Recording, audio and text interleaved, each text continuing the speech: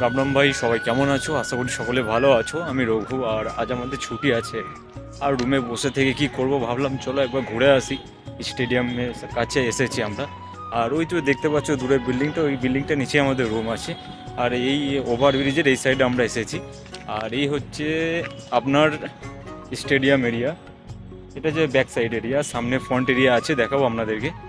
আর সত্যি বলতে এই ফাঁকা জায়গাটা এত সুন্দর লাগছে, আর এই পরিবেশটা শুধু দেখো।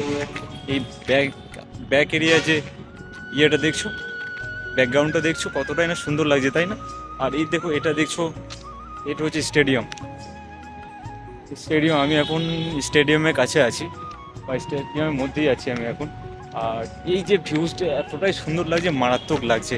ব্যাঙ্গালোরে সত্যি বলতে অনেকটাই সুন্দর লাগে। আর ব্যাঙ্গালোরে একবার সুন্দর ভিউজটা একবার দেখাই তোমাদের দ্বারাও।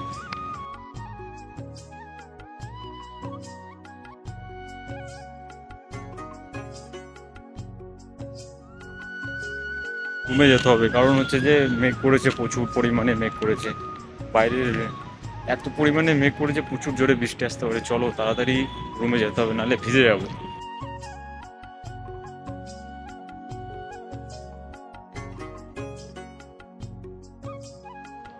আর এই হচ্ছে স্টেডিয়ামের সামনেটা, ঠিক আছে? এটা হচ্ছে স্টেডিয়ামের ফ্রন্ট এরিয়া। আর আর এই সাইডে যেটা দেখতে পাচ্ছ, এখানে সব ভলিবল খেলছে। আর এখানে অনেকজন এসেছে ঘুরতে, ফাঁকা টাইমে একটু কাটানোর মুহূর্তটা অনেকটাই সুন্দর লাগে। আর এটা যে দেখতে পাচ্ছ, এটি স্টেডিয়াম, ঠিক আছে? আর এটা এখন পুরনো স্টেডিয়াম, আর নতুন স্টেডিয়াম হচ্ছে এটা। এখানে সব রকম খেলা হয় এখন। এখন এটাই চালু আছে, এটা এখন চালু নেই, এটা চালু আছে, অতটা খেলা হয় না এখানে।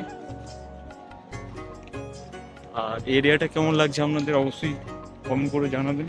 আর একটা সামনে যে স্টেডিয়ামে যেটা চালু আছে, সেই স্টেডিয়ামের সামনেটা একবার দেখাই তোমাদের, ঠিক আছে?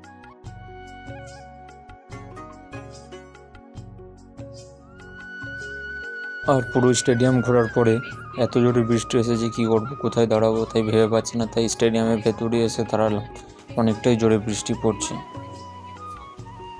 আর এখানে বৃষ্টির কারণে সবাই আটকে গেছে, কারণ যেতে পারছে না, এত জোরে বৃষ্টি পড়ছে। আর এখন বৃষ্টি ছেড়ে গেছে, আমরা এখন রুমের দিকে যাচ্ছি, কারণ আবার জোরে বৃষ্টি। ব্যাঙ্গালোরের দিকে সবসময় বৃষ্টি পড়ে, একটু মেঘ হলেই বৃষ্টি। এই স্টেডিয়াম থেকে বেরিয়ে আমি এখন রুমে যাচ্ছি, চলো। আর এটা হচ্ছে হাই রোড, এই হাই রোডটা পার হলেই আমাদের রুমে যাওয়ার রাস্তা পেয়ে যাব।